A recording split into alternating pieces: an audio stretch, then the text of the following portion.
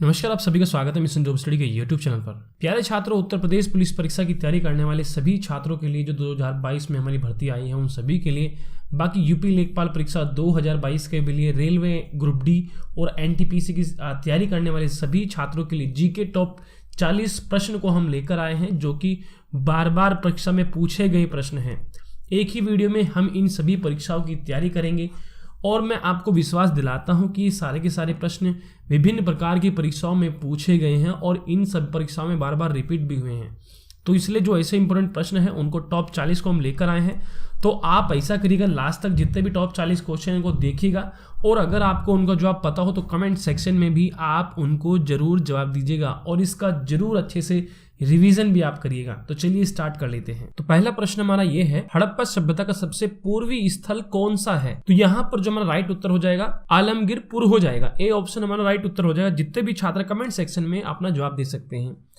आग का आविष्कार किस काल में हुआ था, ये हमको बताना है। तो ये हुआ था आपके पुरापाषाण काल में। ठीक है, अगला हमारा प्रश्न है, सिंधु सभ्यता का प्रमुख बंदरगाह था। तो जो सिंधु सभ्यता का प्रमुख बंदरगाह था वो था आपका लोथल।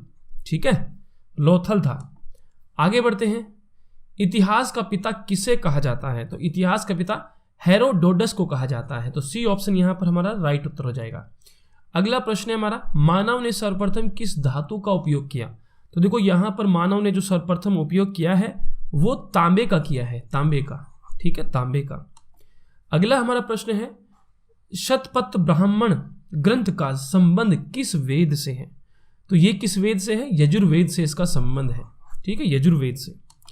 अगला हमारा प्रश्न है, गद एवं पद वाला वेद है। तो उसमें से आपको बताना है कि गद एवं पद वाला वेद कौन सा है। तो ये आपका कौन सा हो जाएगा? यजुर्वेद हो जाएगा। अगला प्रश्न है हमारा, हड़प्पा सभ्यता की खोज किस वर्ष हुई थी? तो देखो हड़प्पा सभ्यता जो खोज हुई थी वो 1921 में हुई थी। ठीक है, किस वर्ष हुई थी? 1921 में हड़प्पा सभ्यता की खोज हुई थी। उसके बाद यहाँ पर गायत्री मंत्र किस पुस्तक में मिलता है? तो ये आपके ऋग्वेद में मिलता है। किस में मिलता है? ऋग्वेद में मिलता है। अगला हमारा प्रश्न है, भीमबेटका गुफा किस लिए प्रसिद्ध है? तो देखो भीमबेटका जो गुफा है वो शैल चित्र के लिए प्रसिद्ध है यहाँ पर। इसके आगे बढ़ते हैं, हड़प्पा की मिट्टी के बर्तनों पर किस रंग का इस्तेमाल हुआ था? तो यहां पर आपके लाल रंग का इस्तेमाल हुआ था। जो हड़प्पा की मिट्टी के बर्तन थे उस पर लाल रंग के इस्तेमाल हुआ था। उसके बाद विश्व का सबसे प्राचीन अभिलेख है। तो विश्व का सबसे प्राचीन अभिलेख कौन सा है? बोगाज-कोई है, बोगाज-कोई। तो डी ऑप्शन यहां पर आपका क्या हो जाएगा?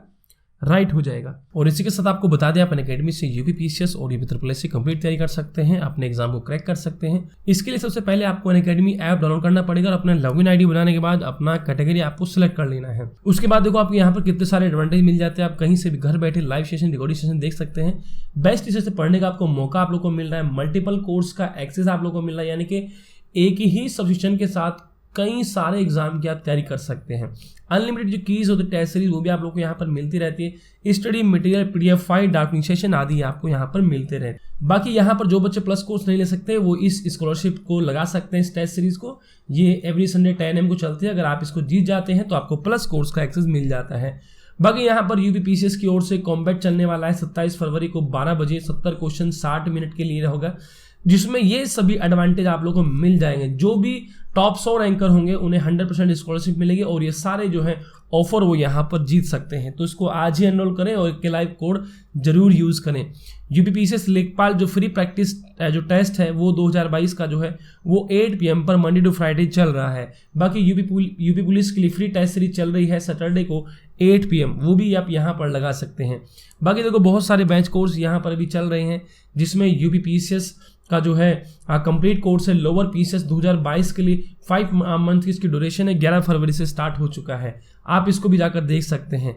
देखो स्पेशल आप वीडियो एग्जाम की प्रिपरेशन करना चाहते हैं तो आप इसको भी कर सकते हैं, लेकिन अगर आप मेरा रेफरल कोड यहाँ पर यूज़ करेंगे तो आप देख सकते हैं फीस जो है इसमें बहुत कम हो जाएगी। ठीक है, और कोड आपको यूज करना है एके लाइव। ठीक है, एके लाइव, तो आपको डिस्काउंट मिल जाएगा। तो वीडियो वाले छात्र जल्दी से जाइए और इसका लाभ लीजिए। 1 सब्सक्रिप्शन में upper subordinate, lower PCS, RO, UPSI, UP triple S, PET, Lekhpal, B optional course, UP police आदि एग्जाम की आप तैयारी कर सकते हैं। बाकी देखो मेरा रेफर कोड AK लाइव है, अगर आप प्लस कोर्स लेते हैं तो यहाँ पर 10% डिस्काउंट मिलता है, लेकिन अभी 20% का डिस्काउंट आप लोगों को मिल जाएगा अगर आप मेरा refer code AK live use करेंगे, चाहे कोई भी कैटेगरी हो। बाकी BPSC और UPPCS की तैयारी आप अनअकैडमी के साथ एक साथ कर सकते हैं। ये अनअकैडमी का सुपर कॉम्पोजिशन ऑफर चल रहा है।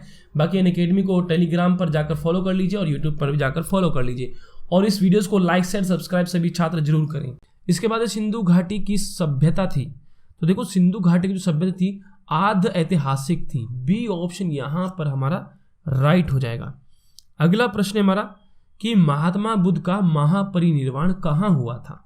तो देखो महात्मा बुद्ध का जो महापरिनिर्वाण है वो हुआ था आपके कुशीनगर में, तो डी ऑप्शन यहाँ पर हमारा राइट हो जाएगा। अगला प्रश्न है कृषि का आविष्कार किस काल में हुआ।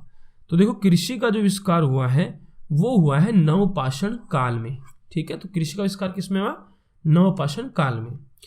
यज्ञ संबंधी विधि विधान है, तो देखो यज्ञ संबंधी विधि विधान है वो किस में है, तो ये यहाँ पर हमको बताना है, तो ये आपका यजुर्वेद में है। किस में है, यजुर्वेद में है। अगला प्रश्न है हमारा कांसे के बने नर्तकी किस स्थान से प्राप्त हुई है। तो ये आपके मोहनजोदड़ो से प्राप्त हुई है, ठीक है। यानी कि जो कांसे से बनी नर्तकी है वो कहाँ से प्राप्त हुई है, मोहनजोदड़ो से प्राप्त हुई है। इसके बाद पुराणों की कुल संख्या कितनी है। तो देखो पुराणों की कुल संख्या 18 है। सी ऑप्शन राइट हो जाएगा यहाँ पर हमारा। मौर्य वंश की जानकारी किस पुराण से मिलती है। तो देखो मौर्य वंश की जो जानकारी है वो विष्णु पुराण से मिलती है। ए ऑप्शन यहाँ पर राइट हो जाएगा। अगला प्रश्न है हड़प्पा किस नदी के तट पर स्थित है। तो देखो हड़प्पा जो है आपकी ये रावी नदी के तट पर स्थित है। सभी छात्र कमेंट सेक्शन में जवाब देते चलेंगे। वेरी मोस्ट इंपोर्टेंट प्रश्न आपके इन सभी परीक्षाओं के लिए। गायत्री मंत्र के रचनाकार कौन है। देखो गायत्री मंत्र के रचनाकार है विश्वामित्र, ठीक है। विश्वामित्र हमारे यहाँ पर राइट उत्तर हो जाएंगे। निम्नलिखित में से सबसे प्राचीन दर्शन कौन है। निम्नलिखित में से सबसे प्राचीन दर्शन कौन है, तो ये हो जाएंगे आपके सांख्य, ठीक है। यहाँ पर हमारा सी ऑप्शन राइट हो जाएगा। अगला प्रश्न है हमारा स्मृति ग्रंथों में सबसे प्राचीन कौन है। तो वो है आपकी मनुस्मृति। देखो स्मृति ग्रंथों में सबसे प्राचीन कौन है, मनुस्मृति है, ठीक है। आगे बढ़ते हैं। वैदिक सभ्यता का काल क्या है।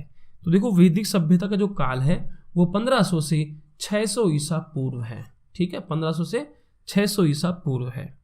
अगला प्रश्न हमारा इसके बाद है कि ऋग्वैदिक काल में आजीवन अविवाहित रहने वाली महिलाओं को क्या कहा जाता था। तो उनको अमाजू कहा जाता था। क्या कहा जाता था, अमाजू कहा जाता था।